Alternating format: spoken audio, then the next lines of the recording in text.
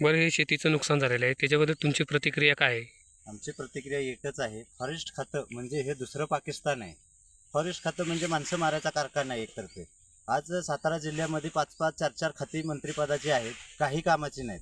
कारण totally forest खातं हे आजपर्यंत लोकांना दिशाभूल करत आले. त्यांनी एकतर शेती संरक्षणाच्या बंदुक्या बंद केल्या, लायसन द्यायची बंद केली लोकांना. समजा ह्या हल्ल्यामध्ये जर गोवाने हे समजा नुकसान केले शेतीचं, पण माणूस दगावल्यानंतर काय करणार? ठीक आहे, त्या माणसाच्या बदल्यात ते काय करणार, 4 लाख 5 लाख रुपयाची मदत देणार. पण त्याच्यामध्ये त्या माणसाची भरपाई होती का? शासनाने ह्याच्यावरती विचार करावा आणि पहिल्यांदा फॉरेस्ट खात्याला कंट्रोल करावं. कारण फॉरेस्ट खातं म्हणजे जेवढी भीती पाकिस्तानपासून नाही, तेवढी भीती ह्या फॉरेस्ट खात्यापासून आहे. वन विभाग काही कामाचं नाही, फेक आहे सगळं ते.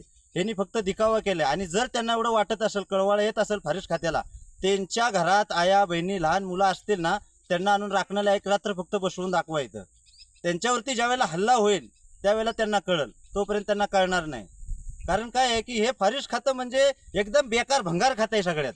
ह्यांनी फक्त प्राणी जगवायचं आणि माणसं मारायची. हा कारखाना आहे का त्यांचा? हा कारखाना जर असेल त्यांनी ना, तर असंच चालू आहे. मग लोकांनी काय करायचं, लोकांची वस्ती उठाव करा इथून. ते भरपाई तर देणारच नाहीत. किती पंचनामा करा आणि काही करा, हे 100% लिहून ठेवा. ते पंचनामा करूनही पैसे देत नाहीत आणि काय देणार आहेत ते? 100-200 मध्ये त्यांच्या बापाने हे असं केलंय का? ह्याच्यामध्ये होतं का? आम्ही राब राबायचं शेतकऱ्यांनी आणि त्याच्यातून काय मिळणार आम्हाला? एवढंच बोलायचं फक्त. हा मेसेज आणि सोशल मीडियावरती जास्तीत जास्त व्हायरल करा. कारण काय होतंय, एखाद्या मंत्री जरासा काय चुकला एखादा शब्द की त्याचा वावा होऊन पत्रकार पडतं. इथं पत्रकार येणार आहेत का? जर येणार असलं तर त्यांनी या पत्रकार इथं ही का शेतकऱ्यांची बाजू कोण मांडत नाही? आज हे होणारं नुकसान आहे, हे का पत्रकार येऊ शकत नाहीत का इथपर्यंत?